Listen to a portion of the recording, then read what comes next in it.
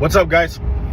So I'm on my way out to Tracy, California again this morning, and I was thinking about what I'm going to be doing some training on today. We had a little bit of a tough weekend, so we got to get it going. So outbound calls are always a good place to start. Cold calls, and I don't necessarily like to do cold calls. I like warm calls, meaning there's some type of activity they're expecting a call. Either they have been in our service department, have an appointment going into our service department, or maybe they got their vehicle listed for sale, but they're either got their number out there or they're expecting some type of call from the dealership.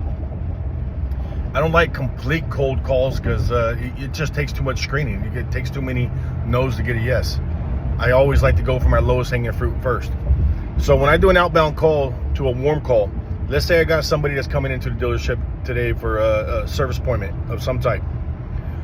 I'm going to primarily go to try and purchase their vehicle. I'll always start with a purchase. Nobody wants to be sold something. As soon as I call them and I even mention, would you like to trade in, trade up, trade keys? A lot of times, even if they're considering it, they'll shut me down because the word trade in just triggers something they don't want to hear right now, right? They don't want to be sold anything. So I'm going to start with just trying to purchase their vehicle. I've developed some techniques that are really good at this, and I'm going to share those with you. So when I call that customer, I'm going to establish a few things very quickly. Who am I? Where am I calling from? Why am I calling you? Because that's the very next thing they're thinking. Why are you fucking calling me? And then I'm going to establish what is the benefit for this phone call. I'm going to get those four things out very quickly before I even give them an opportunity to talk. If I split that in the center and I say, hey, this is Curtis, I'm calling you from Tracy Nissan, I might catch you at a good time, I'm giving them the opportunity to turn the call. I don't want to end the call. I want to get through the benefit before I give them the opportunity to talk. Once I give them the benefit, I might get their interest and they'll give me the 30 seconds I need to pitch my product, which in this case is purchasing a car. So you got to get through the benefit. Now, when I present this benefit, I'm going to make this very exclusive. Don't say shit like, we need used cars for our used car lot. We need to fill our inventory. That's way too broad. That's way too open. And that lets a customer know that that offer is open-ended. These can't be open-ended offers. These can't be whenever you feel like it, we're here for you. They have to be very exclusive. I like to use a dealer distress. When I put the customer in a situation where the dealer's got some type of distress and we need them, this puts them in the winner's seat. When they feel that they're in the winner's seat and they're winning, this motivates them to move forward sooner. This makes them feel like they're winning. You always want to create a win-win scenario. I'm going to help you win by you helping us win. This persuades people to move forward sooner. And then I'm going to create the fear of loss with a hard deadline. Okay, you got to create fear of loss. You have to create an offer that's so good they can't say no to it, but you have a time limit. This is not an open-ended offer. This doesn't extend out to whenever you want. I need this now, and this benefits you. So let's say if I was reaching out to a customer at service department, I see they're coming in today, and preferably tomorrow. If I can call my customers tomorrow, that's even better because that gives them tonight to discuss with their spouse or whoever they need to talk to. So that way I don't get the story, okay, this sounds great, Curtis, let me talk to my wife tonight about it. So if you can call tomorrow's appointments, that's even better, okay? So, but when I call, and I'm gonna say, hey Curtis, this is Curtis calling from Tracy Nissan. The reason I'm giving you a call, I see you got an appointment with our service department today. My general manager asked me to reach out to you specifically about the Nissan Versa you're driving. We need 2 Nissan Versas for a commercial we're shooting next week, and he's willing to pay over market value to find the right one now. If we paid you over what your vehicle's worth, would you at least let me give you an appraisal when you come in today and let you know what that number is? Okay. Where that's very specific is I need a Nissan Versa, their Nissan Versa. Okay. Where I create the fear of loss is I let them know my dealer distress, we're shooting a commercial next week where he wants to promote 2 of these, okay? And the deadline is, I got to shoot this thing next week. Now, what you want right here is you want a question. I want them to ask the number.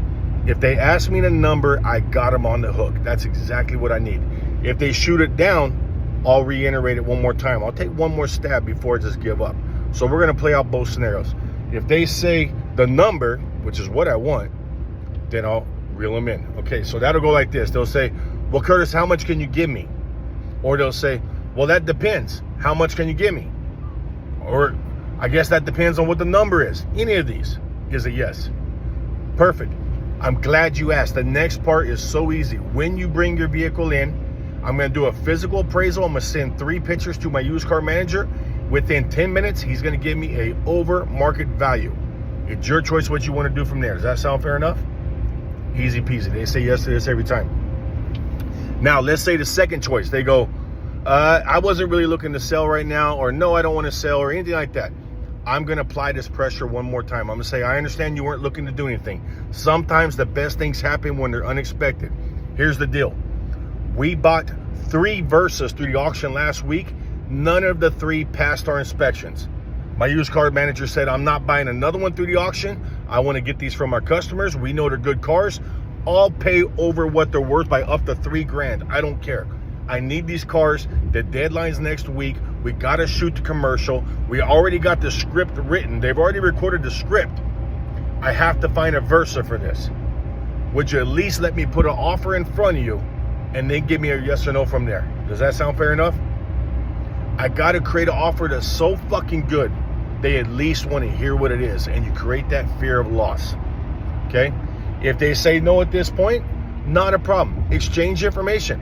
Hey, can I give you my information just in case you change your mind? Okay? And I'll exchange information. By the way, if you need anything in the future, I also sell cars. I'll be happy to help you out. If you decide you want to trade up, look at something else, reach out to me. And you end the call. Okay? But the other side is, I get more people to say yes. Okay? And when you do this the day before, what happens is, as soon as you hang up that call, they go online. They start looking at your inventory. They start seeing what you have. And they have time to talk to the other half tonight when they both meet up. Okay? And then what generally ends up happening when I talk to these people the following day, introduce myself, start talking to them, they pull out their phone and they go, hey, I saw this online. Do you still have this? Can we look at this? It's so easy. Once they come in, I'll give them options.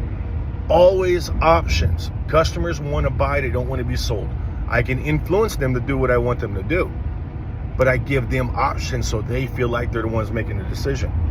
So when they come in, by the way, if we make you an offer today that's so good you can't say no, would you like me to get you a ride home, or would you need to replace that vehicle with something else? Of course they need to replace it with something else, but they want to instruct me. They want to tell me I need to replace it. I'll let them do that. Try this, guys. This works. Anything I give you is not in theory. It is tested time and time again. I'm very good at it, and I've done a lot of sales with these. Try it. Give me your feedback.